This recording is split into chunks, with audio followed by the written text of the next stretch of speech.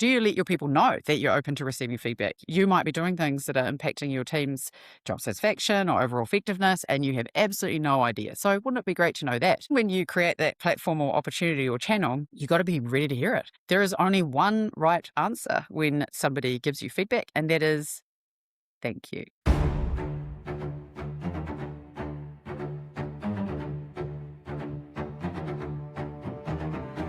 Hey, what's up, everyone, and welcome to the Fireside Podcast. I'm your host, Chris Turkington. And before we dive into it, a shout out to our mates at Dark Horse Coffee. Thanks very much for supporting us, as always. Today on the show, we've got Lisa Oakley. Lisa is a people and culture leader, and she's also a speaker. And we've been looking forward to chatting with her for quite some time. So, Lisa, it's awesome to have you on with us. Thanks, Chris. Great to be here. All good. So, you've dealt with people a lot, specifically in that conflict space. I'm quite interested around what's the first mistake that you see leaders making when that tension starts to appear within their team? So I think understanding interpersonal dynamics is a fascinating endeavor. There's different ways of approaching human science, psychology being one of them. And it feels like at the moment, leaders are almost required to be, well-being, psychological safety experts, not just focus on their day job and doing the thing that they obviously trained to do, sticking to their knitting. They need to be doing, so much more than that. So I think the question you're asking is kind of what's the first, is it mistake that leaders make when they're kind of approaching conflict? Yeah, they start to get that feeling that maybe things aren't right. They're starting to see some tension or feel some tension leak through. What are you seeing in that type of space? Sussing the vibe. Okay, so I think different people respond differently to stresses in the environment. I don't know about you, but when the going gets tough, I excel. That's just kind of my makeup. But different folks can exhibit different sort of behaviors. So if you know how one of your team usually shows up, and then all of a sudden you see like super aggressive behaviors or maybe passive aggressive, avoidant, approval behaviors kicking in, those are signals, right? Those are signs. So the simple answer to your question would be if you're noticing these kind of signals or cues, take note of them and don't ignore them. So like almost a deviation from their baseline behavior type thing. You've got someone who's really happy-go-lucky and then all of a sudden they're really insular, or maybe somebody that's really insular that all of a sudden is over the top, enthusiastic, positive. That's kind of those flags you're looking for. Yeah, flags is a good word or a good way to describe it. And then just tuning in and understanding what's going on for your people. It could be work-related, it might be not work-related, but whatever it is, it could be affecting their sense of kind of belonging, worth, satisfaction. That could be impacting on their motivation, drive, energy. And ultimately, when you kind of get those things clashing, if you like, between two individuals or one-to-one or one-to-many, that can create a dynamic in your team that makes it not particularly productive, efficient, innovative. Pick a thing that we're all striving for. That's why we kind of show up to work each day to do our absolute best. It can kind of erode that sense of safety, can kind of erode that sense of well-being, or, ultimately you want high-performing teams, effective teamwork. So cue into those things, don't ignore them. Nice. And we see a lot of people shying away from that. They're like, oh, shit, something's wrong with Billy. I know something's wrong with Billy, but I don't want to do anything about it because it's really uncomfortable.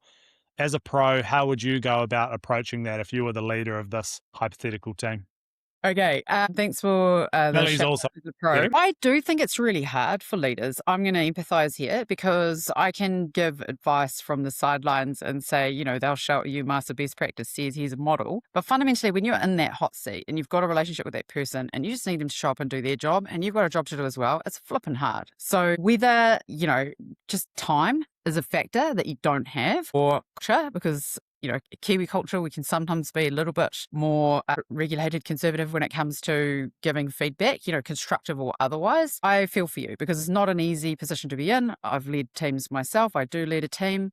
Sometimes it's easier for me to just ignore that thing and just hope that they feel better next week, then calling it out. There's sort of structured, unstructured, formal, informal ways of doing this. I would just say adopt a methodology or approach, whether that's giving feedback. There's 101 feedback models out there. You only have to Google, feedback model, situation, behavior, impact, antecedent, behavior, consequence. Like there's a heap of them. But the best thing to do is probably take more of an appreciative inquiry approach. So if you want to understand what's going on for somebody, rather than being like, I saw you do X, that was a bit crazy, critical, they're going to shut down. It's all of a sudden got kind of a negative connotation. They might be defensive. Kind of rather than projecting your views onto that person going, I noticed you were blah, I noticed you were oppositional. I noticed you were being a bit perfectionistic. I noticed you were, a bit avoidant there or kind of, conventional, you might understand the behavior and be able to label it, but rather than kind of stating that, I think zip it and just go, how are you? What's going on for you? Everything all right? What went well for you in that discussion or that thing? What could be even better? And start to make feedback more a part of how you operate as a leader. When I say feedback, which you're probably going to ask me a question about, we're going to dive into, that doesn't mean to say you have to tell, you have to have all the answers. That can be about helping that person understand for themselves how they were showing up, because it gives them time to connect with what you're trying to say. Yeah? Does that make sense? Yeah, total sense. So instead of projecting and saying, hey, I've noticed this, that, all coming from you, it's more of a curious mindset, asking good questions around, hey, where are you at? Why are you there?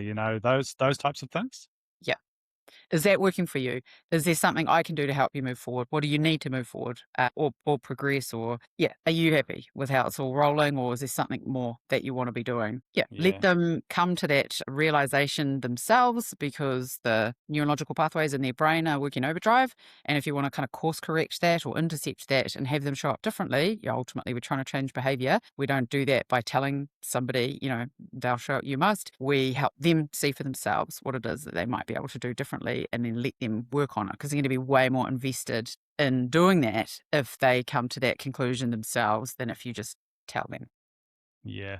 And typically as well, when you're in charge of big teams or small teams, people in general, it doesn't really matter what they present with as the problem. The tip of the iceberg is not it, right? Those are just symptoms of the underlying problem. And Yeah. I guess if you don't seek to understand and have good questions and you're willing to have that conversation, which will probably be uncomfortable for a long time, you're only ever going to be dealing with the surface level symptoms.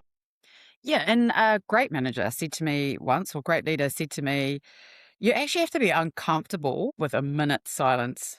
And I was like, what do you mean? And they were like, if you ask somebody how they're going, shut up. Do you know what I mean? Like, just Yeah.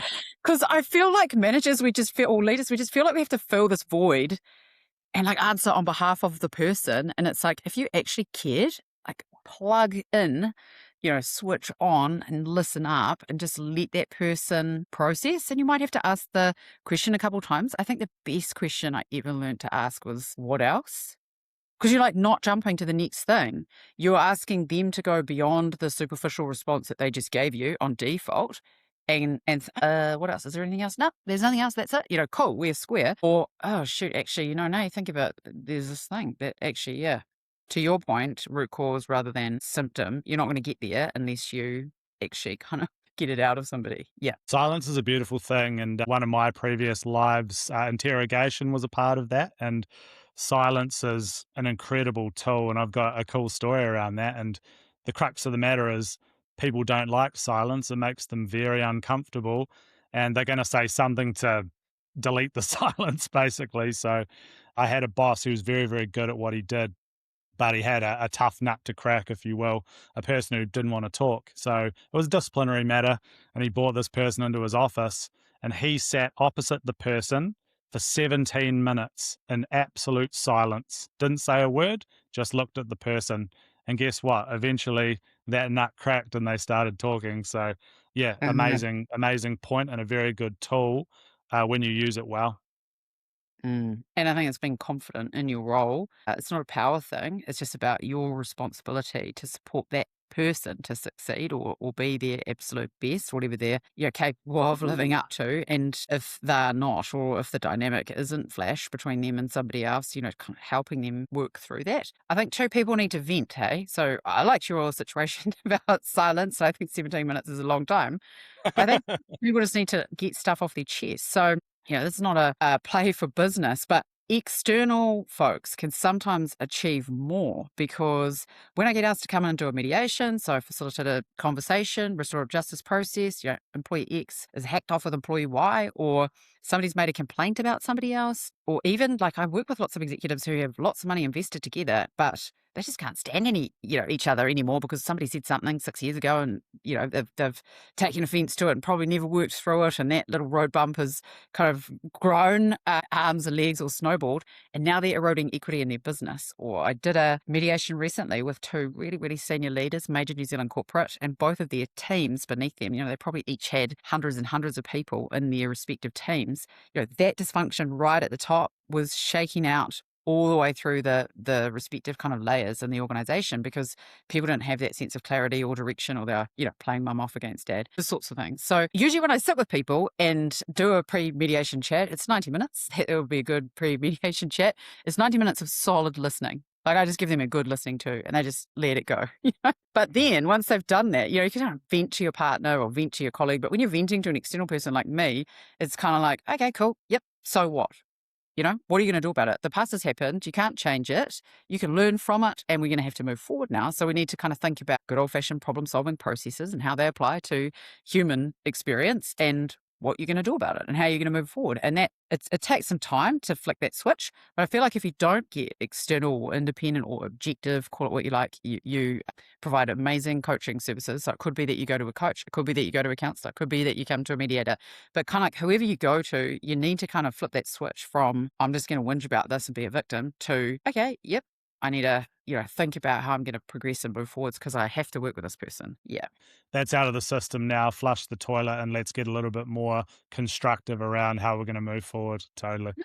Hey, what's up, guys? Just a quick note to say, hopefully you're enjoying the show. If you are, feel free to like and subscribe, and you can share it with your mates. You can also find us at LinkedIn and on Facebook, or check us out at www.aegisleadership.co.nz. Cool. That's all from me. Let's get back to the show. Yep. And I loved what you said there before, Lisa, around if you've got two warring parties, particularly towards the top of an organization, you're naive to think that your people don't see that, hear it, feel it. Like they're going to know when things are tense and things aren't going well. And directly or indirectly, that ripples through the organization, right? I've seen it in teams I've been responsible for, a part of, literally people that aren't talking to each other, and they're like, oh, cool, problem solved. But that negative energy and tension, everyone feels that when they're around. We're incredibly intuitive creatures, and we feel that energy. Yeah, it's crippling, and it ripples for sure. So I think to anyone who is in conflict with a colleague or a peer, or if somebody just does something that hacks you off, you don't have to be, in conflict as kind of a state of being per se. But, if there's an issue, kind of, I think you've got a responsibility to help resolve it so that it doesn't have those damaging consequences to the folks around you, for sure. You mentioned feedback earlier. I want to dive in on that now. I'm a curious person. I've seen feedback done well. I've seen it done poorly. We know that it's critical. If you want to be an effective leader, a high-performing leader, you have to have some degree of mastery over feedback for your people, and being able to receive it as well as give it. What does good and bad feedback look like through your lens? Yep, great question. I think we all got taught, or at least I did in the School of Management 101, the shit sandwich methodology. Say something fab, say something kind of critical, and then say something fabulous. I love your shoes, but you really screwed that up. But, sunshine and rainbows, have a great day. It's so Seems confusing. weird.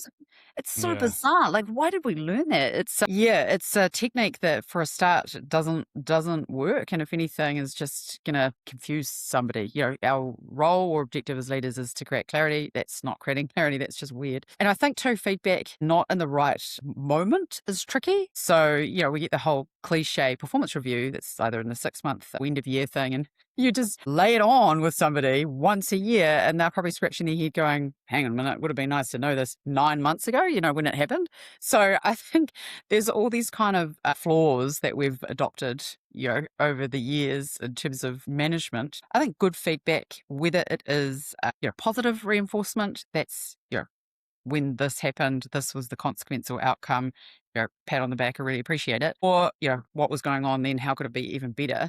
Does require a bit of a model. There are a handful of these models. I'm not a particular sort of person that preaches kind of one model, use what works for you. There's like a woe to Totally. go model. There's a grow model. As I said before, I use the SBI one, situation, behavior, impact, quite a lot just because it's quite easy to remember, but it's basic human psychology. There's an antecedent, there's a trigger, there's a stimulus, there's a thing that happens where your brain engages before you act. And then you act, and then there's usually a consequence of your action. So it's the same for adults as it is for toddlers. You know what I mean? So if I think about an example, someone cuts you off in traffic, that happens all the time. I live in Auckland. It took me an hour to get 10 kilometres this morning. You can all probably relate to that. Somebody cuts you off in traffic, that's a stimulus, that's a trigger, that's just a thing that's going to happen to you in life. You then have to think, engage your brain, how am I going to respond to that? And then you would behave according to your thoughts, which are usually based on your motivators, drivers, preferences, values, upbringing. Like there's a heap of factors that kind of form part of that beneath the iceberg you were talking about before. So I could go road rage, Lisa, flip the bird at this person, real hacked off. I could totally choose that route. And what would be the consequence? What do I end up with? My heart's racing. I'm like pumped. I'm going to get to work all shaken up. This poor person's, nearly driven into another vehicle because they were like, what the hell? That lady's nuts. So I could totally choose to respond like that. And that would create a consequence that I would have to live with. Yeah. For me and for other people. Other people would experience that behavior and I would deal with the consequences of that behavior.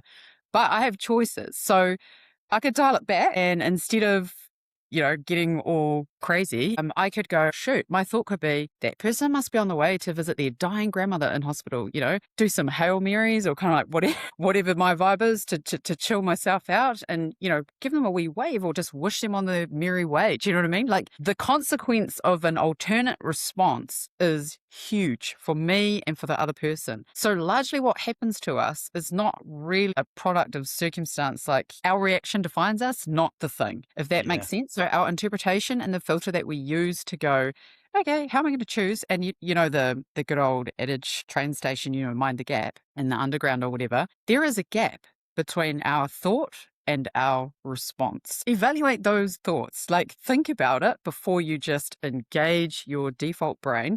So all of that, you're going to say, how does that relate to feedback? Okay, well, if I wanted to change a behavior, then I need to change the way I think. I need to change the way I interpret this situation that I'm faced with. One interpretation at the moment is AI is taking our jobs. That is an interpretation.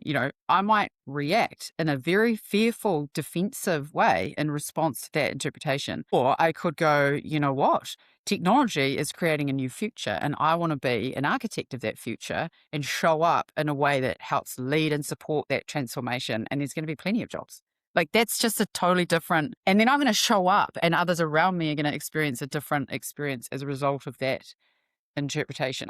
I thought a lot about Viktor Frankl, between stimulus and response, we always retain our right to choose. Yes. And I thought heavily about that. And another thing I thought about there was, I think it's a Daniel Kahneman piece around what you see is not all there is. That's a human bias. We see something through our lens and we're like, oh, this is the thing there, this person, this is obviously the case. But what we see is not all there is. There's so many explanations that we're blind to cognitively. So yeah, I love that. You got me thinking about a few things there. But then, so relate that tactically into feedback with me. Let's get into feedback around what would a good example of feedback look like with all of that in mind, or maybe we oftentimes learn from the terrible examples, so and that'll stick more with our audience. So whatever you've seen out there in the real world. Well, I'll use some examples I think we can probably all relate to. Feedback done poorly, feedback done well, and then remind me to get back to how to receive feedback, because I think there's two parts to the equation, right? There's all the effort that goes into giving it, and then there's actually how well it's received. So if you imagine, again, we're coming back to trying to change human behavior or create insight so that people can change their own behavior. If you imagine walking into a room full of smokers, and I'm not, You can smoke, you can not smoke, you can vape. That's, personal choice. That's all good. But I think you could probably relate to the scenario. If you walked into a room full of smokers and somebody stood at the front of the room and just went, stop smoking, how impactful do you think that would be as a form of giving feedback? Like, that is just ridiculous. No one in their right mind is going to do that and think that it's effective. But that is how managers give feedback. Let that penny just drop. Same as if you just walked into a Weight Watchers room, say there's 100 people there and you just got up on a podium and was like, stop eating pies. Do you know what I mean? Like, it's not going to work, friend. It's not going to work. Do you know what I mean? So I use these ridiculous examples because that is how managers give feedback. So good. They sit somebody down and then they go, well, don't do that. And it's like, well, okay, is that person going to leave the room reformed? Are they going to leave the room changed? Are they going to do anything different from what they did yesterday? No, they're not. Okay, so your question is not that. Your question is how to do it well. Pick a model, any model, get to grips with the model. Usually it comes back to asking the right questions. So probably a more relatable scenario is, say you're having a meeting, you're doing a pitch in this meeting, and the person in your team, or could be a peer, could be a colleague, could be a subordinate, whatever, just tanks. And you're like, oh, that was bad. Did they know they tanked? Don't know if they knew that they tanked, but this is a real meaningful transaction for us. Like, we've got to land this client and whatever, account management scenario or pitch for some new business that it was a fail, So you've got an option as a leader. You've got the option to just say nothing, which is what 99% of leaders would probably do, and just go, oh, well, we're going to have to try and patch that up. We all start to chip in around the seams, in the margins, or we actually work around this person because they sucked, and that just was unfortunate. They didn't show up on the day. They didn't bring their A game on the day or whatever. Or you could sit down with that person and go, here's some questions. They're pretty simple questions. What went well? Because when you come at it from a negative, this just was awful, that person's going to feel ripped. That doesn't create the psychological safety for them to get the realization in the moment to go, oh, I could show up differently or do something better or to learn, right? So I'm sure that some stuff went well in that discussion or interaction or whatever with the customer that you could hear from them. And if they can't think of anything that went well, then you can interject. You could sort of, well, I think this went well, and I think you did this well, and I think you were really prepared. What could be even better? What could be even better is a really cool question, because it doesn't say what went wrong or what, was the fail. It just comes from a position of strength. Hey, what went well? Yep, we've landed that. Cool. You did some stuff real well. How could it have been, or what could be even better? Okay, what do we need to do to achieve that next time? Do you know what I mean? Like, the situation behavior impact model would suggest that you ask them about the situation, and it can feel real vague. What was going on? What went down? How did you find it? Simple, open questions, not closed questions. How do you think that you went in terms of that person's behavior? So you've described the situation. What's the behavior? Okay. And what was the impact of that? Like, what was your read? What was going on for you? Okay. How would you like it to be different? Would you like it to be different? Okay. How would you like it to be different? Okay, cool. How do we need to do that next time? Then you're like through the human psychology of it and you're straight into action planning, and that person's brain is ticking. Here's all the things that I want to be doing differently. But it's safe, it's fair, it's non-judgmental, it's non-critical, it's really super constructive. And sometimes you can't get them there because they're not in the right frame of mind. I think there's some tips with giving feedback around making sure that a person is in the right frame of mind. Permission is a big deal. Hey, can we debrief that meeting?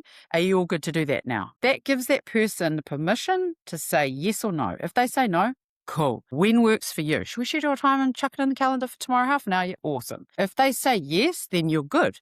But if you don't ask the question, then they are kind of blindsided, or, they're coming at it not prepared. Whereas if they have a chance, people are introverted, extroverted, process externally or internally, if they have a chance to kind of go, you know what, yeah, we need to think about that. Just give me overnight. I'll sleep on it and then we'll reconvene tomorrow. Then that's cool.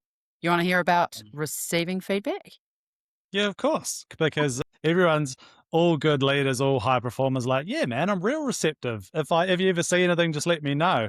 But a lot of them aren't living it. They see it as a threat and they explain it away, justify it, blame, excuses, denial, like all of those it can be tough. It can be tough. So 100% I want to hear about it. Okay. I don't know if I have all the answers. I'm interested to hear what you have to say as well. But when I'm talking to leaders, I sort of say, do you invite feedback?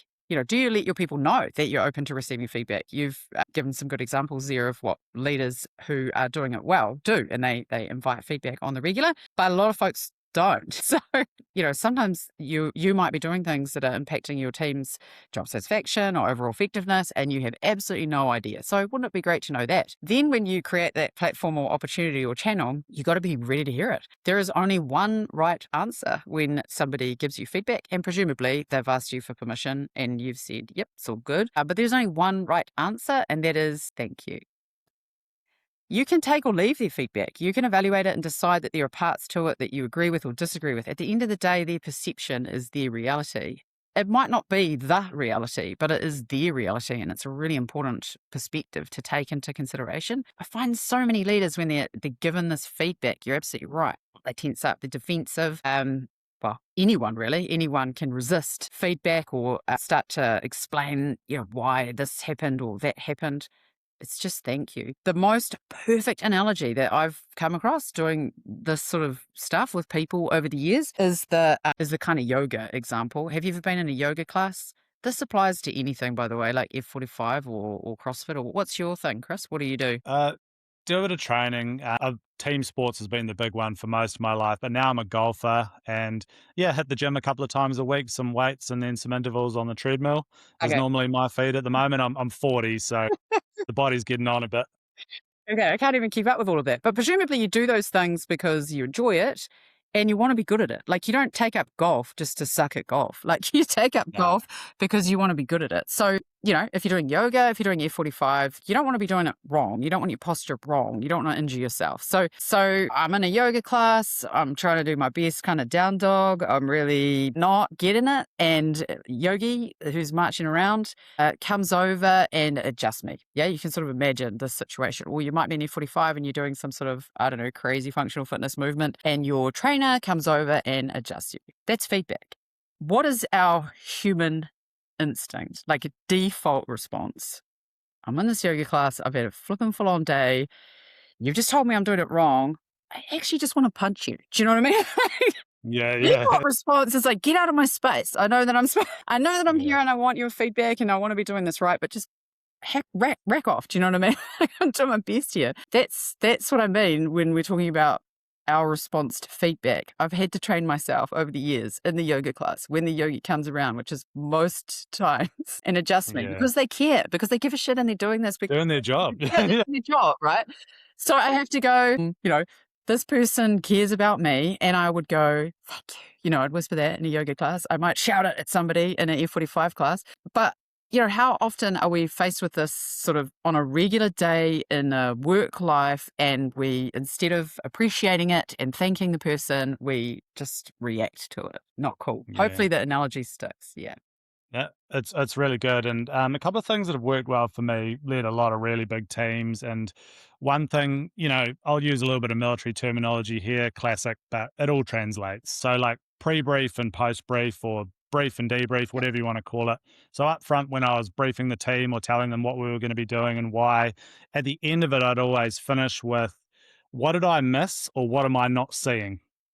Yep. I would always finish with that. And then they would be like, oh, perfect, cool. The boss is open to us saying, hey, look, actually, you're not seeing this, or you haven't considered this, or hey, boss, I think you missed this. And that allows them to start feeling comfortable with giving critical feedback, because it frames it up, right? It's like, criticize me, I'm ready for it.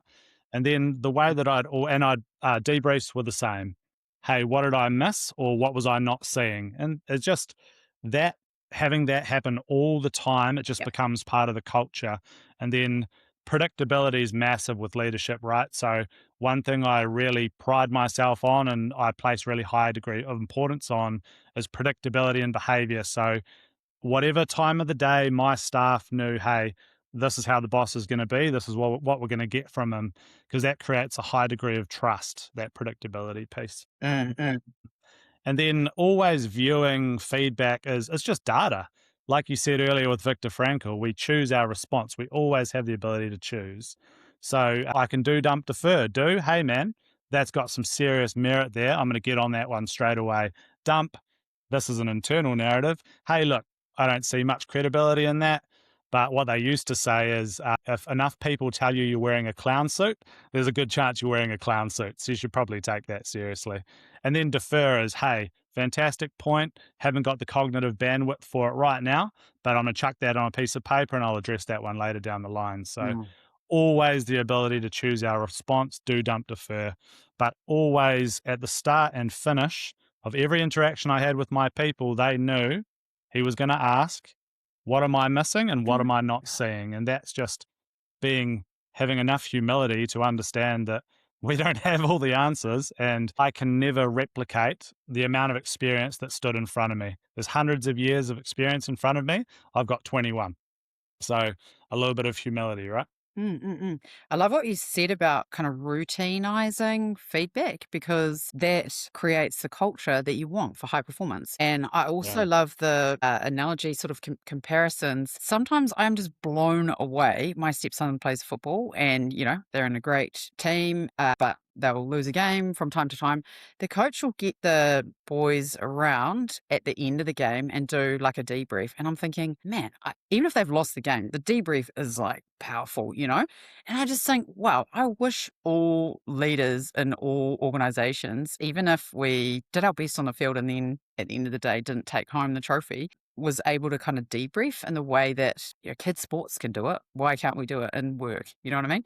Totally. Yeah. Yep. Yeah. And you were dead right. And Shay McAleese hit on this a lot when we chatted around.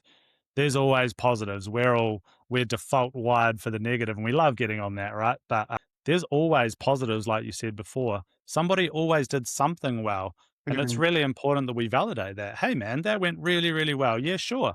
There's a few things we can tidy up for next time, and let's prioritize those so we know where our focus needs to go. Mm. But let's not overlook the things that we do well because there's going to be many of them.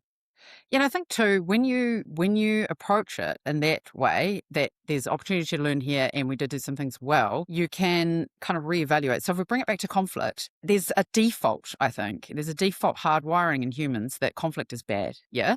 Yeah. But Yep. probably without conflict, and this is why I'm studying it, this is why I'm doing this doctorate, interpersonal and contractual conflict. Without conflict, we probably wouldn't get innovation. We probably wouldn't get the quality of relationships that, we aspire to have.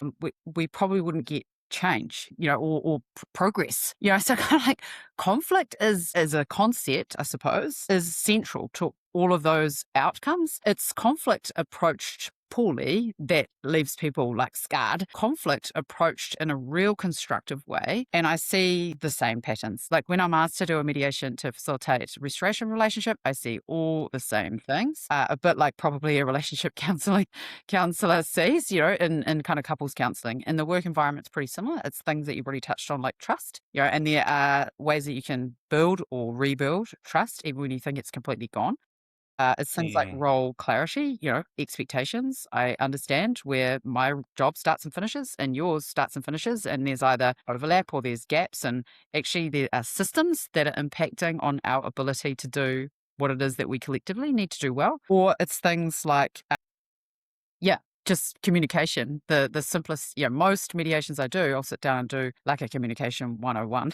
This is what this person's picking up, what you're putting down, and how about we tune into it a bit differently? Because I think Mm. sometimes we have these default positions that are known or unknown, that are conscious or unconscious, coming back to what we were saying before about interpretation or filtering from somebody else's perspective. And conflict comes about typically through misunderstanding. Yeah. Misunderstanding comes about through usually like a misinterpretation. So, you've got content, you've got intent, and any message that you're trying to send. And either the content can be misunderstood or the intent, right? You assume something's there when it's not there, and that creates conflict. So, yeah, if you can kind of unpack it and talk through it with people, and I've done this with people I've done this with regular Joes and Janes, I've done this with people with mental injury, or illness. I've done this in so many different contexts, cross culturally, and people are usually like, enlightened when they get to the end of it and they go, yeah, cool. Well, I can sign up to work with this person rather than complaining about them. Because if you complain about them, then there'll be an expensive investigation that I'd likely get called in to do as a private investigator. They wouldn't give rise to their termination of employment. Like that's not going to achieve justice. You're just going to create an environment that detracts from productivity and engagement, and everyone takes sides, and that just exacerbates conflict. Very divisive. It's very forensic. Mm. And then at the end of the process, I produce a report that says, allegations upheld, allegations not upheld, insufficient evidence to conclude either way, but these people probably still going to have to work together. And then not me in this case, but somebody else gets called in to do a mediation. So it's kind of like, learn to work with people, I would say, and self-reflect along the way. Yeah. I think it's sad that it gets to that, eh? Obviously great for your business model, but just sad for those people in those workplaces. And one thing you said before around conflict isn't always necessarily a bad thing, it's actually a good thing. Massively subscribe to that. And the best teams that I've been in, conflict was viewed as core business. And what we used to do is before we were going to go into a meeting, a briefing, whatever it was, it's called black hat. You've probably heard it before. We'd be like, cool, Bono. Jimmy, your role is the black hat. So Jimmy's role within that briefing meeting is to pick holes in all of the plans that we were coming up with, always arguing the counter. And that was done in a very constructive and robust way to open ourselves up and try and figure out where our blind spots are. What were we not seeing? What were we missing? And that just becomes part of your culture and understanding that, man, we're always going to have misalignment wherever that is. But if we resolve that well, we're going to get to a far better outcome than just trying to sweep it under the carpet. Again, just trying to make that part of your core business is, all right, who's going to argue the counter today in the meeting? Who's going to tell us all the reasons why our idea sucks? Because you need that. Like, that's the only way to broaden your horizon, I think, like in a really meaningful way. I like that de Bono hats methodology. It's been around for a while, hey. So there are all kinds of different hats, and it's useful to shuffle them around rather than your black hat person always being your black hat person. So I like the example. But there's a hat around data. What's the data say about this potential decision or action? There's a hat around people and emotion and heart.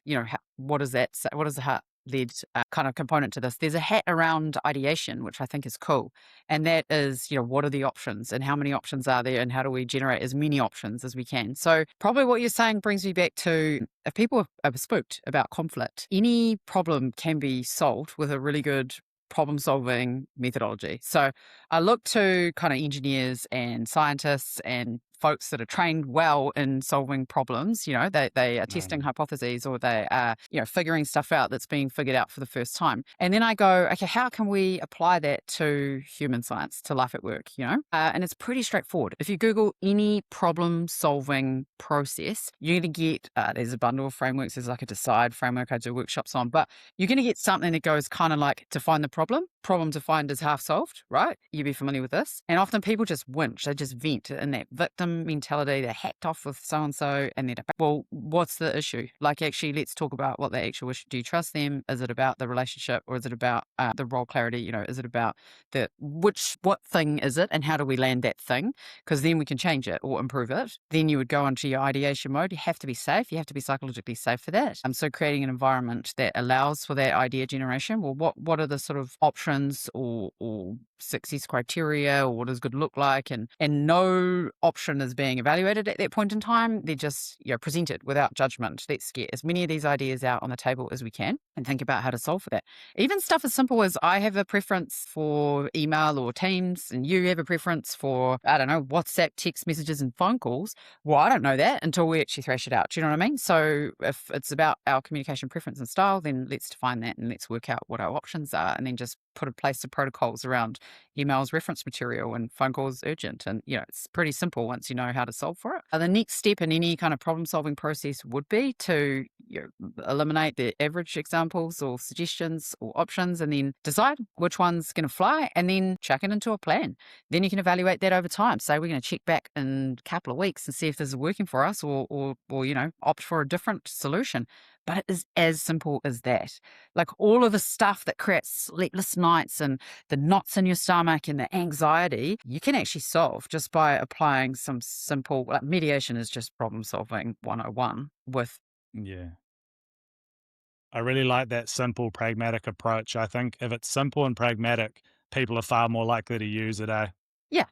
Well, hopefully that's Mhm. a useful takeaway to your listeners. Oh man, so many. Last thing I want to touch on is trust. You mentioned trust before and love it. Trust is foundational. We all know that. Gets thrown around a lot. Yeah. What does a team look like where trust is fracturing or it's gone burger? And then how do we go about saying to try and reinstate that? Yeah, I think we all know what a team looks like where trust is fractured. We get asked to do lots of board reviews. So, come and chat with our board. And this is going to sound like an unfair criticism. Maybe it's because the nature of the work that we do. But I haven't found a board that's completely 120% functional. There's probably an element of dysfunction or personal agendas or lack of role clarity, particularly in volunteer boards where people are kind of thrown together with a view to good decisions, will you? Thanks. Kind of no playbook or anything. And so, All the best, but perform to a high standard. yeah, like, good luck to you, will you? So I think we all know what trust looks like when it is eroded or broken. And to your point, it is fundamental to any relationship. Your significant other, your brother, your mother, your colleague, your employer, you name it. That's why we have these legal terms like when trust and confidence is gone, it's over. So I think there are, and I hate to sound like a broken record around models, but I just think that's a useful fallback for people. There are anatomies, there are models, there are versions of what trust is. I don't think we talk about it enough. So Brene Brown has quite a cool one. You're probably familiar with that. It's the acronym BRAVING.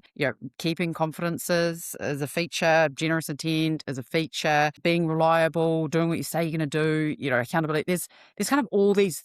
Actually, when you look at trust, which is such a simple word, you unpack it as huge. So, when I get into a mediation with somebody or when I'm doing a board review and somebody says, I don't trust so-and-so, okay, thanks, cool, appreciating you. That's feedback. Feedback is a gift. Thank you for calling that out. Okay, what would you need to see? What's almost like the antidote or the opposite to that thing? And then let's see if we can put that into place. It's that simple. Because usually when somebody says trust, they've got a feeling, but until they can, again, define the issue or describe what it is that they need to be different, and you can give them permission to do that, and you can help them get on that journey of solutions so they're not just whinging about the negative. It'll be to do with something. It'll be, well, they said they were going to do something and have it to me on Friday, and then I had to follow them up on Monday, and I'm hacked off about it. Cool. So let's talk about accountability. Let's talk about reliability, which are, as I say, features of trust. But unless we kind of pinpoint exactly what it is that we're talking about, trust is as a very ethereal sort of conceptual thing. Yeah.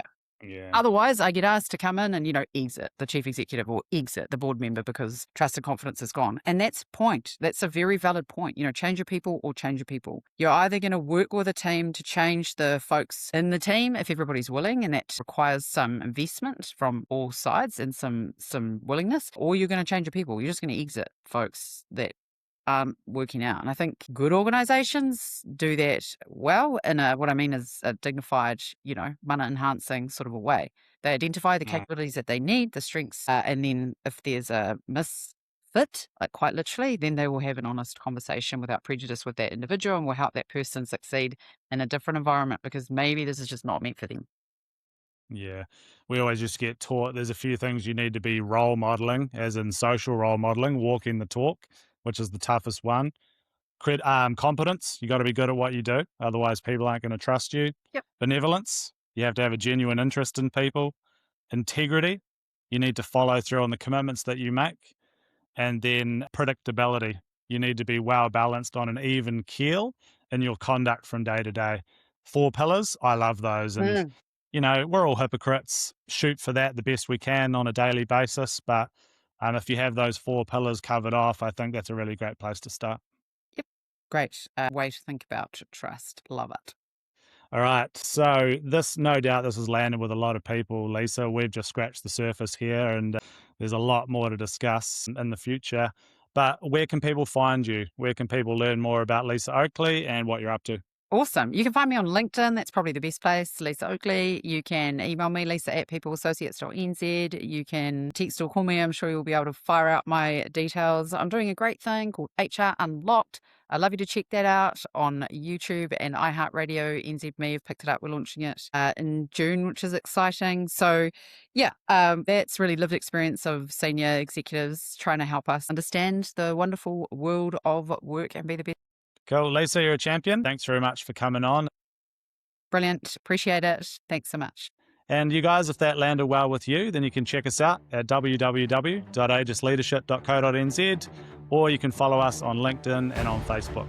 Thanks again to our mates at Dark Horse Coffee. We appreciate your support of the show, and have a good day. Catch you later.